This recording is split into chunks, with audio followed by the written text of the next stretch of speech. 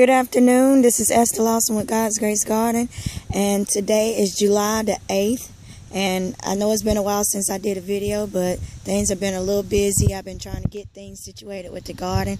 I was having a couple of issues with some Japanese beetles and having to refertilize some of the earth boxes. One thing I learned is that I didn't put enough fertilizer in the boxes, so I had to go back and add more. So this is the green beans that were just ravaged by Japanese beetles, and I'm basically just letting them stay here to keep the beetles preoccupied from messing with anything else. So I guess this is a sacrificial plant because I have other green beans growing in the main garden as well. So I'm letting them eat those up until their heart is content. So right here I have my Lucento kale growing. Is real pretty. I got my first green pepper growing. Look at there, isn't that pretty? So that's that box. And right here I'm really excited about this papaya melon vine and plant, and I have my first female flower just come in today. It's opened up and I pollinated it myself, so we should be having papaya melon growing on these. More lettuce, and I'll be putting more lettuce seeds in here because I kind of got a little behind and slack on doing so. These right here are called super chili peppers, and these things are hot. You better believe it. I can't eat them. It's too hot for me. These are my cayenne peppers. It's looking pretty. As you can see, it's loaded with peppers all over the place. I'm counting about a good 20 to 30 on just this one little plant. This is the squash plant that had almost died down. I basically had to add more fertilizer to it because I was using organic fertilizer, and obviously you have to kind of overcompensate when you're using organic fertilizers because it just requires more in these earth boxes. Here's my cucumber plant. I have cucumbers growing on here. It's doing okay. I went and added some more fertilizer to this one, so in the next week or so, that fertilizer will break down and start. You can see, you'll be able to see the results on the plants. Here's another squash plant. Here, as you can see, it's leaning. Two of them actually. This one had almost died down, but it's coming back to life. This one here is just laying on the ground, and you can see that squash in there. Look closely. It does have squash growing back on it. Ouch.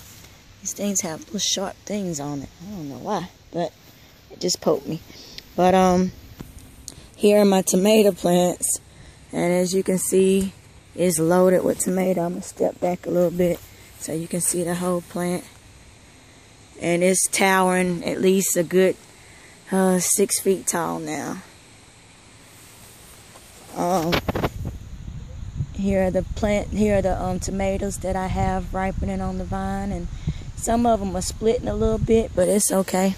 They're still edible. Here's some more right here. This right here is the mortgage lifter, and this actually mortgage lifter and the big rainbow. I finally got some tomatoes growing on the big rainbow. I'm excited about eating one of these when it ripens. Very nice looking tomato. These plants so far. They're doing okay. I had to get rid of some of the tomatoes because, as I said earlier, you have to really compensate for whenever you're using organic fertilizers.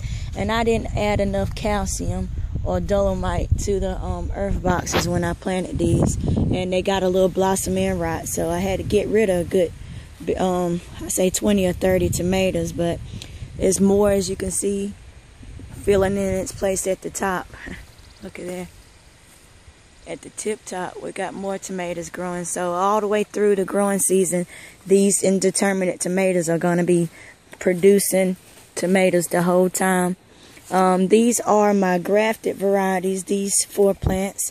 This right here is the black creme, and this is the pink Brandywine here on the left. So let's go around to the back and look at some more plants. Like I said earlier, in these containers, I had to add more fertilizer. As you can see, the yellowing on this squash plant that I have in the container. And once I added more fertilizer, the new leaves that are coming in are a lot greener. I'm gonna have to get out here and water this afternoon. This is a yellow pear tomato plant growing with another, I think it's Mr. Stripey's tomato. I'm going to have both of those kind of growing in that one cage. And these are just different varieties of tomatoes growing around here. As you can see, they all have tomatoes loaded on them.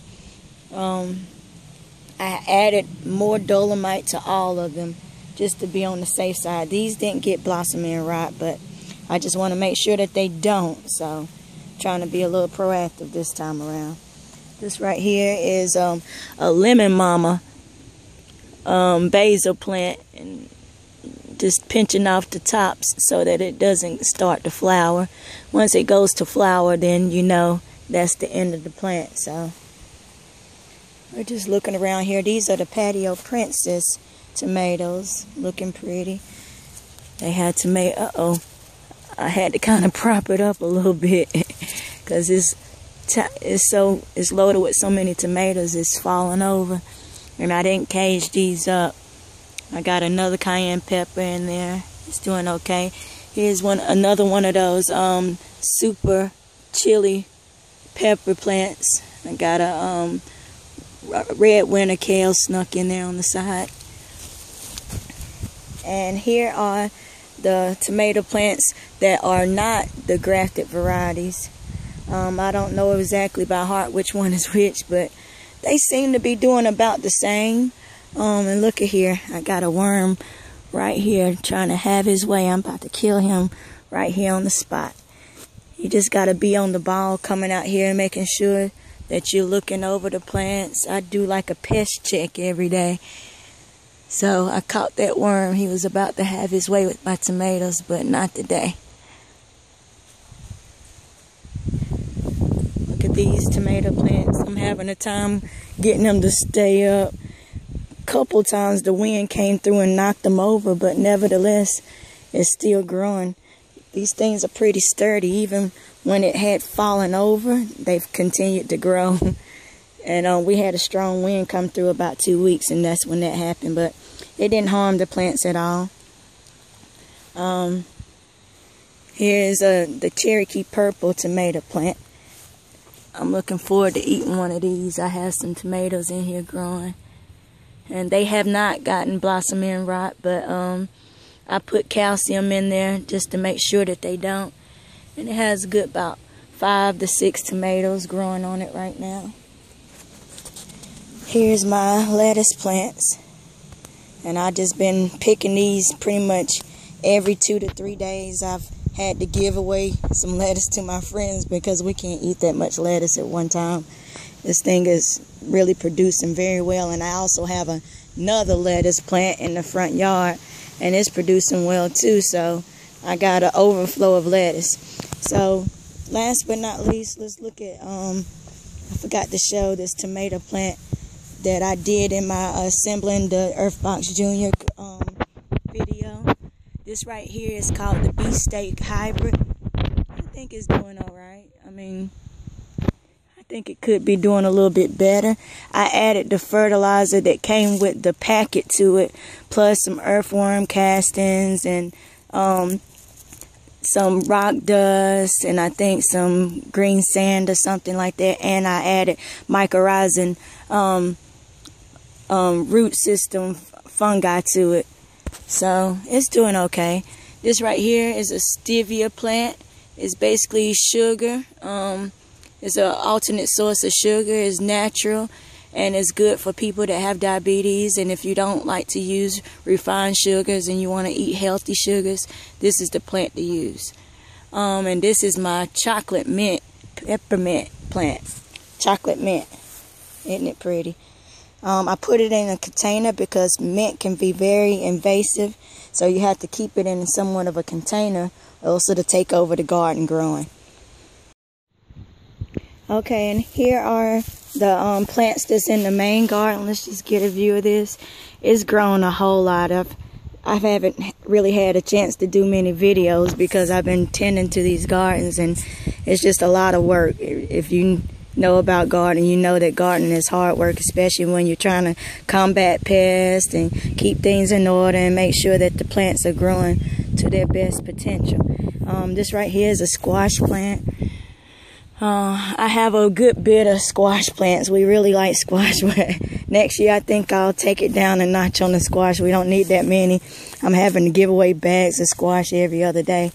And as you'll see, these cucumber plants, you have to be on it. I just noticed this one right in here. Look how huge. You see how huge that cucumber right there is? And it's just hanging down. I'm going to have to pick this one. Look at that. There's another one right there. So we get about a good 5 to 6 cucumbers pretty much every day. After a while, it's like, ooh, cucumber. Then you're like, oh, I'm sick of cucumbers. Who wants any?